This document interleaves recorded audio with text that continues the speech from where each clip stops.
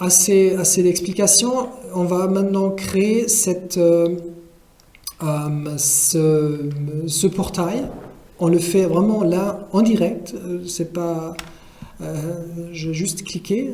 Il va maintenant analyser ce qu'on a défini comme attributs, comment il faut les présenter, et il vous crée vraiment tout un portail de recherche.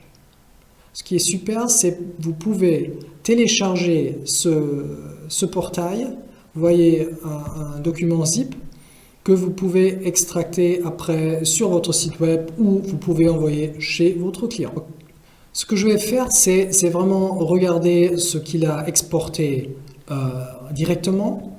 Là, j'ai le portail qu'on vient juste de créer.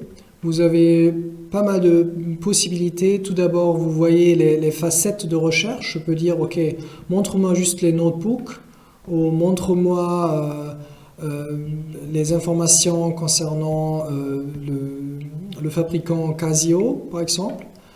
Je peux avoir plusieurs vues, c'est-à-dire comment les produits sont présentés. Ici, vous voyez même des liens envers des informations du DAM, c'est-à-dire ça aussi c'est possible. Je clique, je peux sauvegarder ça.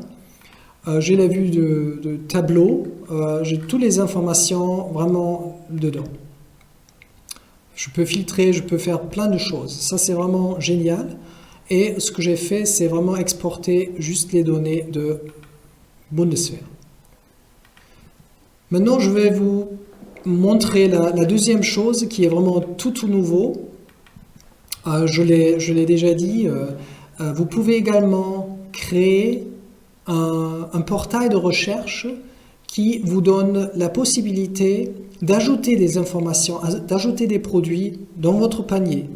Et avec ce panier, vous pouvez par exemple créer des commandes, c'est surtout pour l'univers B2B. C'est-à-dire là, c'est la même chose plus ou moins.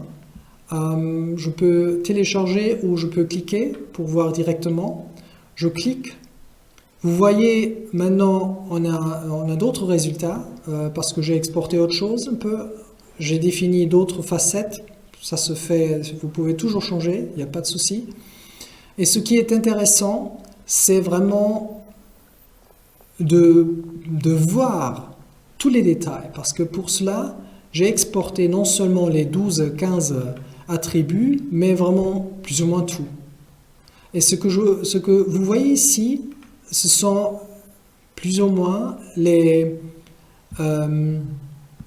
onglets qui existent également en Contentsoft. C'est-à-dire, je peux regarder là, processeur, ok, c'est ça, graphisme, il n'y a rien d'intéressant. Et vraiment, toutes les informations de Contentsoft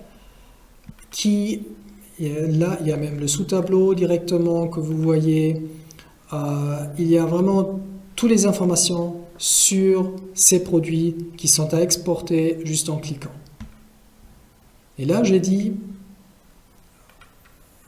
il y a également, bon, il y a aussi ça, comme pour l'autre list table, mais il y a d'autres fonctionnalités, c'est-à-dire je peux ajouter des produits dans mon panier.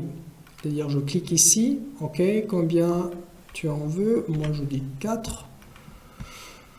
Ok, après j'ajoute aussi ça, là disons peut-être 7.